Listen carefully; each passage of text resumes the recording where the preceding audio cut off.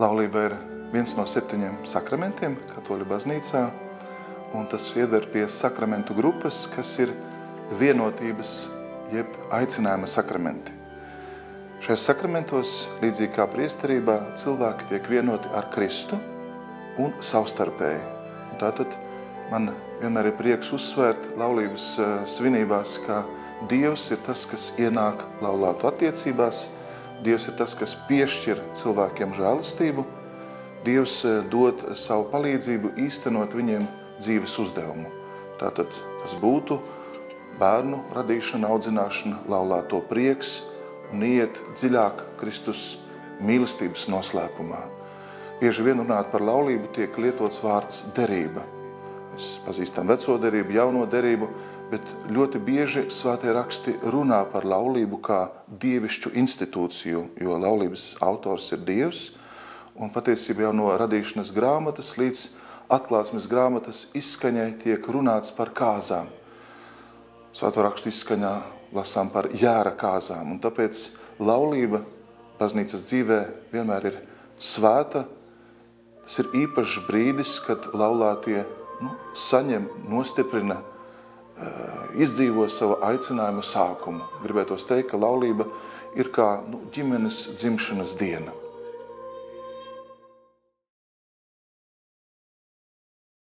Pirmkārt, laulātais pāris kļūst par ģimeni. Kristus dāvā savu žēlastību kopdzīvei.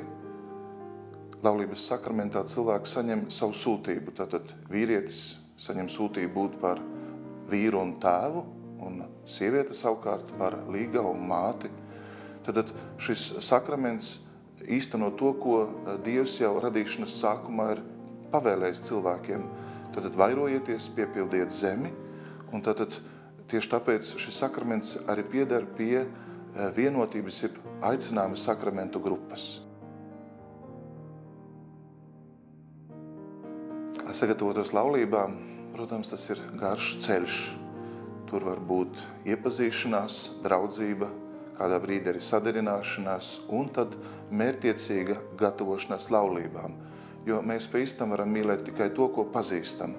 Un tāpēc ir nepieciešams laiks, lai gan cilvēciski, gan garīgi cilvēki iepazītu, sagatavotos un pieņemtu lēmumu, tātad uzsākt ne tikai kopdzīvi, bet arī nest atbildību viens par otru, būt gatavi bērnu pieņemšanai un audzināšanai. Tātad tā ir sava veida sūtība, un tāpēc šis sagatavošanas darbs ir ļoti, ļoti nozīmīgs un svarīgs. Tātad katra baznīca, bīskaps nosaka laiku, kas ir nepieciešams, lai uzsāktu laulības sagatavošanos. Un Latvijā tie parasti ir 6 mēneši, pusgads, kad jau sadarinātajiem vai jauniem cilvēkiem vai pārim, kas gribētu laulāties, būtu jāatnāk pie draudzes prāvesta. Satikt ne tikai vienkārši priesteri, bet draudzes prāvestu, kas jau uzņemās atbildību, sagatavojot šim notikumam, kas arī iesaista lajus, kompetentas personas, kas palīdz iziet laulāto, sadarināto kursus, kas palīdz nobriest, apzināties kristīgās laulības dzīves prasības un arī pieņemt šo lēmumu. Baznīca vēlas, lai laulāto tuvība būtu tiešām dāvana, kas tiktu piepildīta laulības derībā, jo, kamēr vēl laulības nav noslēgtas, cilvēki nav pilnā mērā uzņēmušies atbildību, nav arī iepazinuši un nav arī saņēmuši Dieva svētību. Tāpēc ļoti tāds, piemēram, nozīmīgs posms ir sadarināto svētība, kas tiek dota, kur tad arī laulātie Dieva priekšā ar baznīcas arī žēlastības palīdzību apņemās dzīvot šķīstībā, atturībā, gatavojot sevi šim notikumam un arī pārbaudot sevi, lai varētu labāk īstenot šo laulības sūtību pasaulē. Gribās piezīmēt, ka laulības mērķis nav tikai bērnu radīšana, bet tas ir laulāto arī prieks, ko dod kopdzīve, ko dod savstarpējā saskarsme. Un tāpēc šis tāds pilnveidošanās process, iepazīšanās process ir ļoti nozīmīgs. Mēs varam mīlēt tikai to, ko pazīstam. Un tāpēc šī pazīšana, tā var teikt, gan garīgā ziņā, gan ir tīri cilvēciski, ir svarīgs priekšnoteikums, lai laulības būtu brīvi pieņemtas ar atbildību, lai tās būtu auglīgas un lai tādā veidā cilvēki varētu īstenot savu sūtību.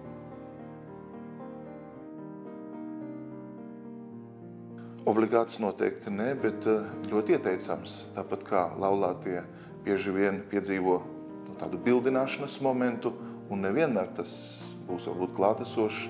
Dažādos apstākļos cilvēki bildina viens otru, bet Katoliskās baznīcas katehisms arī runā par sadarināto žēlastību un svētību, tā ir baznīcā paredzēta, un caur to tad jaunie cilvēki vai cilvēki, kas vēlas saņemt laulību, uzsāk tādu jau mērķtiecīgu sagatavošanas darbu. Viņi savā veidā iet finiša taisnē, bet tāpat laikā vēl paliek brīvi un atbildīgi par laulības sakramenta saņemšanu. Sadarināšanās palīdz un atgādina laulības dzīves skaistumu un prasības. Dažreiz arī sadarināšanās var būt publiska, kas ļauj arī piederīgiem un tuviniekiem, ģimenes locekļiem savstarpēji iepazīties. Sadarināšana arī palīdz cilvēkiem dzīvot atturībā, šķīstībā un sevi sagatavot laulībām. Tad tā ir iesakāma un arī baznīcā bieži tiek praktizēta. Jā, protams, arī laulība būs derīga bez gredzena, tāpat kā sadarināšanās, bet parasti ir kāda zīme, kāda dāvana. Varbūt tā būs aizdegta svece vai gredzens vai vēl kāda derības zīme un atgādinājums, ka mēs vēlamies šo pēdējo posmu izdzīvot kā tādu derības posmu, lai šo derību kā dāvanu pieņemtu. Ļoti dažādi. Tas var būt burtiski dažas nedēļas, mēnešus. Parasti arī vairākus gadus tas noteikti neilgs, jo savā veidā tas jau ir tāds apzinīgs lēmums pirms laulībām, kuru cilvēki tad jau izsaka savas vēlmes un jūtas savstarpēji. Bieži vien arī ir laulātiem iespēja iziet iemīlējušos, ja tā saucamos sadarināto kursus. Un bieži vien atnākot, viņiem jau tiek izskaidrots sadarināšanās nozīmes, varbūt tas process un arī ko sadarināšanās cilvēkiem atnes. Noteikti ir jādod laiks, lai laulātie izsvērtu, pārdomātu, iepazītos un tad brīvi pieņemtu lēmumu. Es gribētu uzsvērt šo vārdu brīvi, jo tieši tas tiek arī jautāts laulības svinībās, vai jūs brīvi un bez jebkādas piespiešanas uzņematies šīs saistības, vēloties kļūt par vīru un sievu. Un šī brīvība ir saistīta ar tādu garīgu, iekšēju briedumu, lēmuma pieņemšanu, kur tu neesi ietekmēts, kur tu neesi piespiests. Un īstenībā tad sagatavošanās laikā priesteris arī uzdod šos jautājumus, pārliecinās un palīdz arī pārim labāk apzināties, cik svarīga ir šī iekšējā brīvība, izpratne par laulību, atbildība un arī tās sūtība pasaulē. Jā, protams, ir svarīgi saprast, ka sadarināšanās nav laulības mēģinājums, cilvēki paliek brīvi, un tas pat ir varbūt labāk nekā zem sadarināšanās spiediena iet tālāk vai arī nespēt pārtraukt šīs attiecības, kas tomēr nevarēs noslēgties laulības sakramenta saņemšanā, tāpēc sadarināšana atstāja abus cilvēkus pilnīgi brīvus. Ir labi, ja laulības ir saistītas ar Euharistijas svinēšanu, tad ar svēto misiju, ja ir tāda iespēja, ja ir izpratne par dievkalpojumu. Un vienmēr laulības uzdevums ir vest tuvāk laulātos Kristumu, kas kļūst par laulības dzīves pamatu un garantu. Un tāpēc tradicionāli ļoti bieži laulības svina svētdien, gadās arī sestdien, jo laulātie grib pēc tam arī būt kopā, kaut kur izbraukt, grib, lai šīs svinības arī turpinās. Ir arī gadījumi, kad cilvēki lūdz piektdienu, tad tiem ir jābūt kādiem varbūt īpašiem apstākļiem, kāpēc izvēlas piektdienu. Bet mēs Katoliskā baznīcā cenšamies nelaulāt gavēņa laikā vai arī adventa laikā. Protams, ir dienas, kad neviena kristīgā baznīca nepieļaus laulības, tad tas būtu īpaši pelnu trešdiena, lielā piekdiena. Tās ir dienas, kurās mēs tad esam kopā ar Kristu un gatavojamies augšamcelšanās svētkiem. Manuprāt, laulības vienmēr ir saistītas ar Dieva namu, ar baznīcu, ar kopienu. Un tieši tāpēc arī skaistums, sagatavošanās, arī prieks, kas izpaudīsies varbūt rotājumos, baznīcas izpušķošanā, kas izpaudīsies ziedos un mūzikā, tam ir svarīgs faktors, jo tas palīdz cilvēkiem izteikt prieku un pateicību par to, kas notiek. Jo Dievs, Jēzus Kristus personā, ir tas, kas piešķir šo žēlastību, laulāties saņem svētā gara spēku un palīdzību. Un tāpēc mēs īpašā veidā parādam godu Dievam caur šo tādu baznīcas sagatavošanu, sevis noskaņošanu. Atgādināšu, ka vienmēr uzsākot laulību, tiek piesaukts svētais gars, tiek dziedāta himna svētajam garam, kā Dieva mīlestībai. Un tāpēc arī mēs vienmēr cenšamies attiecīgi sagatavot šo vietu. Bet tas neizslēdz gadījumus, kad laulības var būt tik noslēgtas, piemēram, dzīvoklī mājās, ja cilvēki nevar atnākt uz baznīcu, ir kādi šķēršļi, cilvēki ir slimi. Tad baznīca nav vienīgā vieta, bet šādos atsevišķos gadījumos svarīgi runāt ar draudzes prāvestu, kurš savukārt vēršas pie bīskapa un saņem atļauju laulāt ārpus baznīcas, ja tāda būtu nepieciešamība. Pirmkārt, vedēji šī gadījumā vairāk ir kā liecinieki. Varbūt atsevišķos gadījumos tās var būt atsevišķas personas, tad liecinieki, kas ir laulības svinībās, un varbūt vedēji, kas turpina vadīt un ievadīt laulāto pāri dzīvē. Šī gadījumā viņi parasti ir tie, kas līdzdarbojās, pavada laulāto pāri, kas arī apliecina ar savu parakstu par jāvārdu, ko viņi ir dzirdējuši. Viņi aktīvā veidā atbildīgi arī līdzdarbojās, bet viņi nav kā krustvecāki, kuriem būtu jābūt tieši tās pašas konfesijas vai piederības. Tāpēc baznīca arī pieļauj, ka šī gadījumā liecinieki var būt arī nekristieši vai cilvēki no citas konfesijas, bet svarīgi, lai viņi atbilstu tām prasībām, ko Latvijas valsts likumdošana ir noteikusi attiecībā uz lieciniekiem. Dažreiz ir grūti varbūt to ieteikt pēdējā dienā, bet mēs praktiski vienmēr ne tikai iesakām, bet rūpējamies, lai laulātiem būtu iespējams pieiet pie grēksūdzes izliekšanas sakramenta. Otkārt, lai viņi labi zinātu laulības ritu, lai viņi justos brīvi, ērti, lai viņiem nebūtu jānervozē un jāuztraucās. Parasti arī mēs vienmēr ar laulātajiem kopīgi izvēlamies, lasam Dieva vārdu, kas kļūst par viņu dzīves programmu. Starp daudziem lasījumiem viņi izvēlas kādu konkrētu sev attiecīgu, un kopā ar laulātajiem mēs arī sagatavojam sprediķi, kas arī ir publiska uzruna, ne tikai ar tādiem varbūt norādījumiem, bet arī ar viņu dzīves ceļu, kas palīdz labāk Dieva vārdu arī attiecināt un redzēt tā spēku šo divu cilvēku attiecībās. Un tāpēc parasti jau, ja laulības tiek pieteiktas pusgadu iepriekš, iesākās tāds sagatavošanās darbs, kur ir gan kursi, kur ir tikšanās ar priesteri, kur ir dokumentu sagatavošana, arī laulības, tā var teikt, rita iepazīšana, mēģinājums un arī, protams, pašas laulības.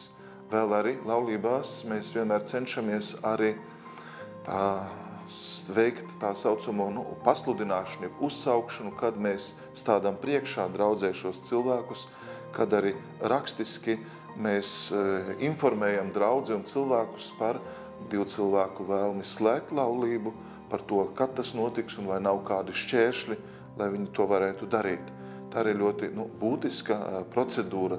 Mēs runājam, ka varbūt nav obligāta sadarināšanās, bet šāda draudzes informēšana ir ļoti būtisks priekšnoteikums, un to prasa kanoniskās tiesības. Tas tiešām ļoti labs jautājums, un mēģināšu uz to atbildēt plašāk. Parasti laulības svinībās bez svētās mises ir 3 daļas.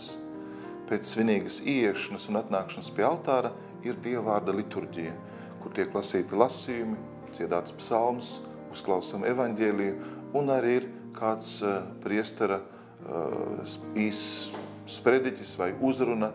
Un tas ir tikai sagatavojušais posms, ja pirmā daļa tai pašai būtiskākai laulības daļai, kura balstās uz baznīcas pārstāvi garīdznieka 3 uzdotiem jautājumiem, kas skar mīlestības aicinājumu kā tādu izvēli, uzticību un arī gatavību un vēlmi pieņemt bērnus un tos arī audzināt kristīgā garā. Pēc šī 3-kāršā jā, un tieši tāpēc ir nepieciešami liecinieki, tad arī laulātie, sadodot viens otram rokas, skatoties acīs, izsaka laulības solījuma vārdus. Viņi var to zināt jau no galvas, priesteris var viņiem čukstēt tos klusi priekšā, viņi var tos arī nepieciešams nolasīt, bet tā ir tā būtiskākā daļa, kas sagatavo laulības svētībai, un tad, kad viņi ir savstarpēji apmainījušies ar šiem solījumiem, tos izteikuši, tad arī priesteris, administrējot šo laulību, pasludina baznīcas vārdā, tad arī izsaka, balstoties uz Dieva vārdu, sakot, ko Dievs ir savienojis, to cilvēkam nebūs šķirt. Šo laulību, ko tagad noslēdzāt, es katoļu baznīcas vārdu apstiprinu, svētīju, un krusta zīme ir kā derības zīme un piepildījums. Man liekas, ka tas izšķirošais brīdis būtu vārdam āmen, kad svētība ir noslēgta un kad tiek pasludināts, ka šī jaunā ģimene ir dzimusi, ka vīrs un sieva ir iegājuši derības attiecībās.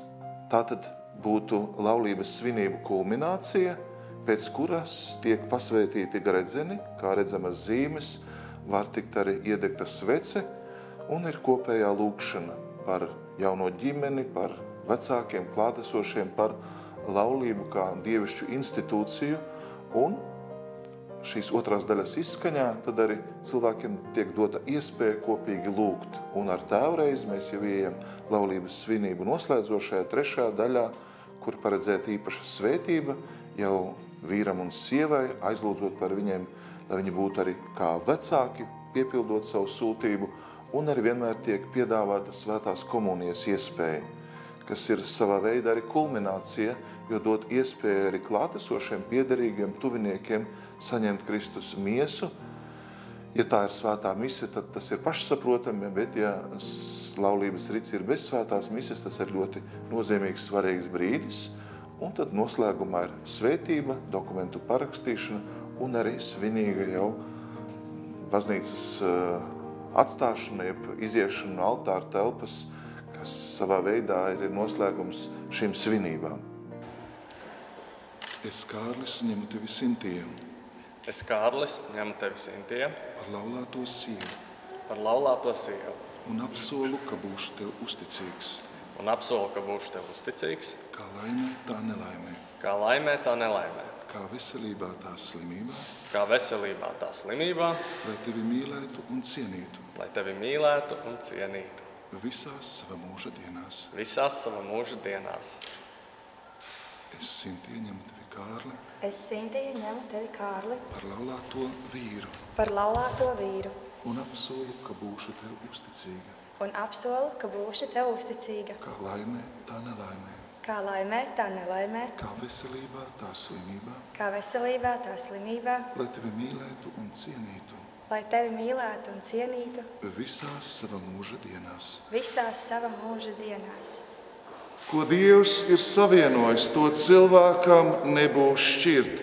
Šo laulību, ko noslēdzāt, es katoļu baznīcas vārdā apstiprinu un svētīju Tēva un Dēla un Svētā gara vārdā. Āmen. No šī brīža jūs iet vīrs un sieva.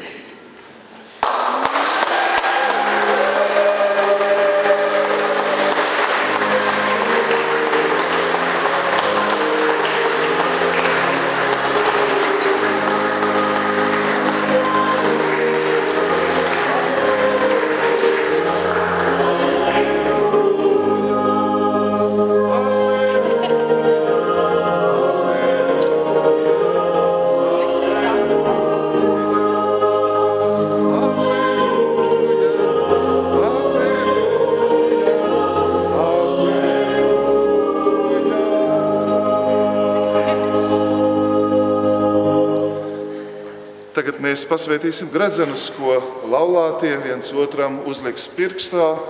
Kungs, Tava vārdā mēs svētījam šos gredzenus, lai laulātie, kas tos nesās, būtu viens otram uzticīgi un pildītu Tavu gribu, Tēva un Dēla un Svētā gara vārdā. Āmen. Vissvētākās trīsvienības vārdā saņem šo gredzenu, kas ir laulāto uzticības zīme.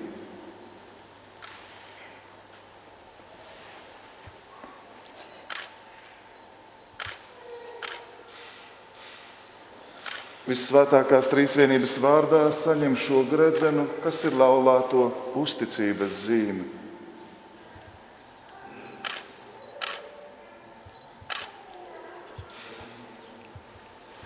Un tagad, cienījamie klātesošie, šeit ir neaizdegta svece, kas īpašā veidā atgādina par šo sestdienu, kas ir Marijas diena. Aicinu tagad laulātos tos aizdegt, un jūs ņemsiet gaismu no Kristus. Tāpēc šī lieldienu svece paskāls ir arī šis gaismas avots.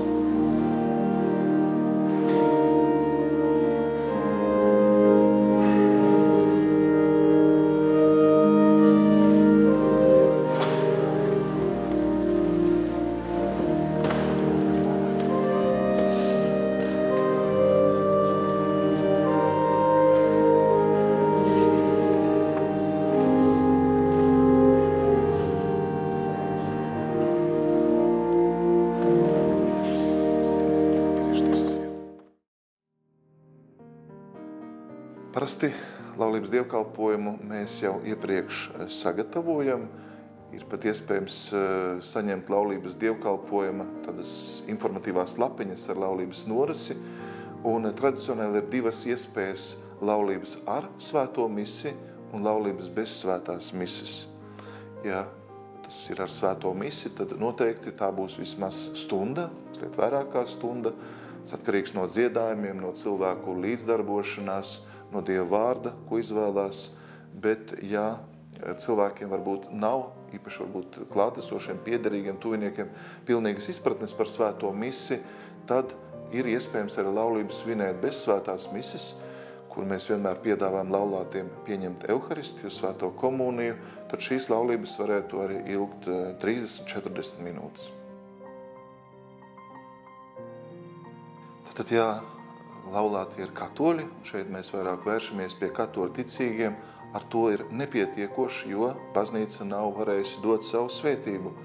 Laulātie nav sevi uzticējuši Kristus žēlastībai, un tāpēc ar to ir nepietiekoši. Un tad ir nepieciešams sagatavoties, iziet laulāto kursus, iepazīt laulības dzīves prasības, iepazīt kristīgās laulības ideālu, un tad arī baznīca sniedz šo laulību. Bet parasti tātad arī valsts ir uzticējusi baznīcai noslēgt arī šo laulību, tā var teikt, civilajā reģistrā, un tāpēc laulības dokumenti, kas tiek parakstīti, ko paraksta gan liecinieki, gan laulātie, gan priesteris, arī nodrošina to, ka laulāties saņem laulības apliecību, kas ir derīgs dokuments, kas jau tūlīt pēc laulībām stājās spēkā, kas arī tātad jau laulāto pāri padara par ģimeni arī valsts un sabiedrības priekšā.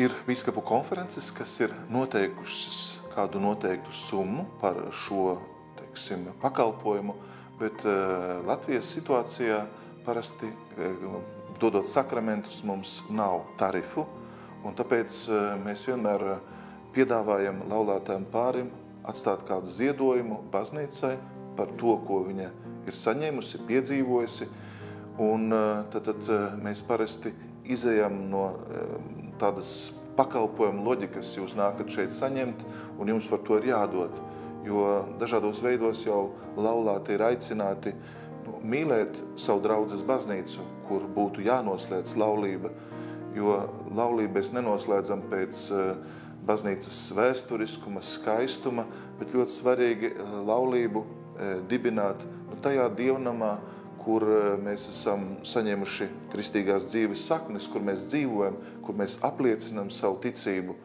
Protams, ir gadījumi, kad laulātie varbūt dažādu apstākļu dēļ laulājās citur, bet jebkurā gadījumā šī saikne ar draudzi, ar draudzes prāvestu un arī šo soli, kas ir piepildīts, paliek gan tīri garīgi, gan ir tīri juridiski, jo draudze vēlas zināt, vai šie cilvēki ir laulājušies, un tad šī informācija nonākusi un dzimto draudzi par to, ka šie cilvēki ir laulāti. Ir vairākas tradicionālas zīmes, kas vienmēr ir klātesošas. Mēs parasti lietojam svētītu ūdeni, kas atgādina kristības sakramentā saņemto žēlastību. Tad ļoti tāda būtiska sastāvdaļa ir laulāto gredzeni, kas ir kā piederības zīme, kā Dieva svētības un Dieva uzticības un arī viņa klātbūtnes un žēlastības zīme. Tad īstenībā gredzens, kas tiek pasniegts, ko laulātie parasti tradicionāli viens otram palīdz uzvilkt pirkstā, saņemot to no kalpotāja, no baznīcas, ir kā zīme piederībai, kas izsaka tātad laulāto jau savstarpējās attiecības. Arī tradicionāli šeit varbūt šodienas laulības liturģijā jūs redzējat arī, kā tiek aizdegta svece. Tas ir arī skaists, iespējams rits, kas varbūt nav obligāts, bet dažās tradīcijās laulātie to ļoti mīl, ņemt gaismu no paschāla, no Kristus un aizdedzināt savu laulības sveci. Tāpat kā pie kristībām, iesvētībām ir svece, tāpat arī šeit mēs mēģinam šo sveci dot kā tādu izteiksmīgu zīmi, kurai ir praktisks pielietojums, jo laulātie vēlāk to lieto, lūkšanā viņi to aizdedzina. Un man ir gadījumi, kad laulāti atnāk un saka, mūsu svece jau ir izdegusi, tāpēc, ka mēs regulāri lūdzamies. Viņi lūdz pasvētīt jaunu vai paši nāk ar savu sveci. Un tas ir aizkustinoši redzēt, ka šīs zīmes kalpo. Šīs zīmes, tā var teikt, atgādina par piederību. Protams, ir arī baznīcas apliecība, ir arī tad valsts laulības apliecības, kas paliek kā zīme. Ļoti bieži tāds skaists, neatņemams laulības rita izteiksmes veids ir laulības arī kleita meitenei, sievietei, kas simbolizē ar dvēseles skaidrību, nevainību, gatavību pieņemt šo jauno stāvokli, kas pauž arī prieku. Arī ziedi, arī šis ziedu pušķis savā veidā ir gan kā dāvana, gan kā atgādinājums, gan arī prieks un pateicības veids. Tas ir ļoti labs jautājums, tāpēc, ka rietumu, piemēram, baznīcā ir vairāki laulības solījuma varianti. Varbūt gadījumi, kad cilvēks nevar izteikt un atkārtot visu tekstu, un tad ar bīskapa atļauju ir iespējams tikai pateikt jā, vai paust savu nē, parasti tas tā nenotiek, bet priesteris ir tas, kas pasaka visu praktiski tekstu, un laulātie tad parāda savu piekrišanu. Tas ir tādos īpašos atsevišķos gadījumos, bet tieši bīskapu konferencē, ordinārijas, bīskaps ir tas, kas nosaka, kāds teksta variants tiek lietots. Un tāpēc arī laulātie šo laulības solījumu, ko dažreiz sauc par zvērestu, jau iepazīst saulaicīgi, pārdomā, un šī teksta dziļākā būtība, es sevi dodu un es tevi pieņemu. Es apsolu uzticību visās dzīves situācijās un esmu gatavs arī, lai kas arī nebūtu, mīlēt, saglabāt uzticību un tātad būt par balstu, tā kā laulības svētība to cilvēkiem dāvā.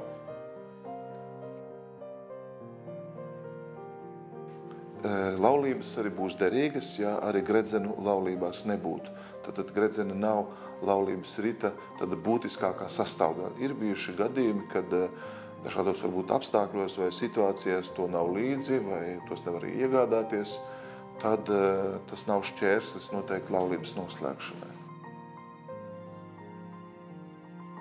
Jā, katoļu baznīca laulā un ir gatava un arī piešķir laulības, ja viena puse ir katoļticīga, bet otra pieder kādai citai konfesijai, vai arī iespējams citai reliģijai, vai arī cilvēks nav saņēmis vēl kristības sakramentu. Tad tas nebūtu par šķērsli, lai noslēgtu laulību, bet, kā to saka kanoniskās tiesības, un arī par to mēs varam izlasīt Katoliskās baznīcas katehizmā, tas pieprasa īpašu sagatavošanos, lai laulātie viens otru pazītu, lai iepazītu kristīgās laulības skaistumu, prasības, un tāpēc ļoti svarīgi šādos gadījumos ir griezties pie garīdznieka, pie draudzes prāvesta, un tad jau saulaicīgi izrunāt, vai laulības noslēgšanas tajā procesā nav kādi šķēršļi, kas būtu jārisina.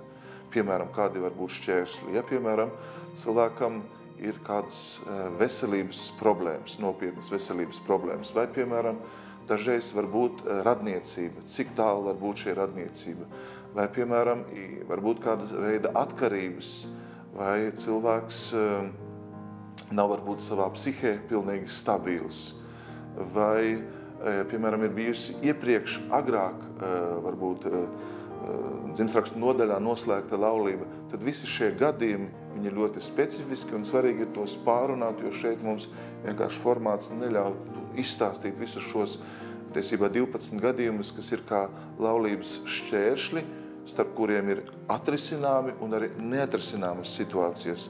Un tāpēc šī sagatavošanās un arī pārunas ar garīdznieku, kas tad uzņemās laulības sakramenta svinēšanu, ir ļoti svarīgas. Es domāju, ne tikai var, bet tā ir steidzama nepieciešamība. Un, protams, tas notiek ļoti, ļoti regulāri. Bērnu klātbūtne ir kā zīme un vēl lielāks pamudinājums, jo laulātie jau kandidāti uz laulību ir sākuši dzīvot, Dievs jau viņus ir svētījis ar bērniem, un tāpēc vēl jo steidzamāka ir laulības sakramenta nepieciešamība, lai tā nostiprinātu laulāto pāri, piešķirt vairāk viņiem arī vecāku sūtību un svētību jau kā vīram un sievai, lai viņi pilnā mērā arī tiktu iekļauti baznīcas kopienā, draudzē, lai viņi varētu iet pie sakramentiem, jo šādā situācijā dzīvot kopā, audzinot bērnus, viņi sev nodara pāri, viņi arī sevi apdala. Viņi nevar iet pie izlīkšanas sakramenta, nevar saņemt svēto komuniju, nevar pilnā mērā, ja tā var teikt, īstenot savu sūtību, jo nav saņemta vēl laulības sakramenta žēlastība. Jā, tas ir būtisks, svarīgs jautājums, un tieši tāpēc es domāju, ka šī gadījumā ļoti svarīgi ir vērsties un runāt ar draudzes prāvestu, jo kristīgajās tradīcijās ir dažādi uzskati par laulību. Ir tradīcijas, kur laulība netiek uzskatīts kā sakraments, kur kristīgā tradīcija saka, mēs pilnīgi aprobežojamies ar svētību vai ar dzimstrakstu nodaļas doto apstiprinājumu, un tāpēc varbūt, lai izvairītos no dažādām pārpratumiem, neskaidrībām, tad katrā konkrētā situācijā ir savs risinājums.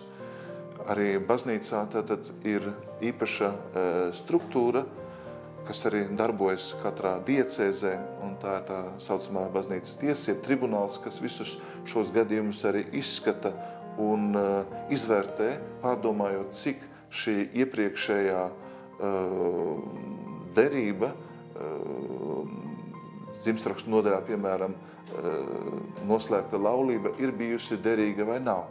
Es došu vienu piemēru, ja katolis ir tikai noslēdzis laulību dzimstrakstu nodaļā, un viņš vēlas tagad laulāties jau ar citu cilvēku katoliskajā baznīcā un nav saņēmis vēl laulības sakramenta svētību, tad sanāk, ka viņš laulāsies baznīcā pirmo reizi. Bet visus šos gadījumus svarīgi ir izvērtēt, izrunāt ar garīdznieku.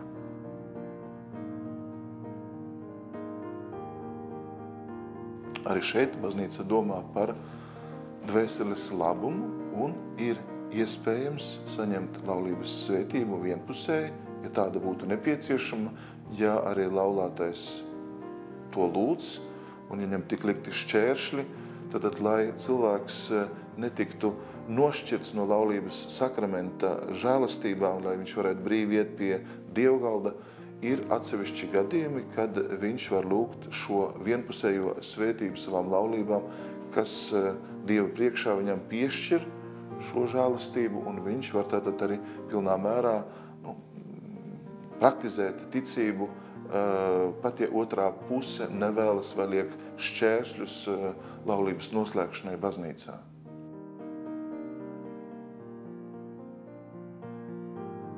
Viens no laulības šķēršļiem var būt situācija, kad laulātie pilnā mērā neusticās, slēpj, var slēpt, piemēram, kādu slimību vai parādus, kredītus, saistības, kas var apgrūtināt laulības dzīvi.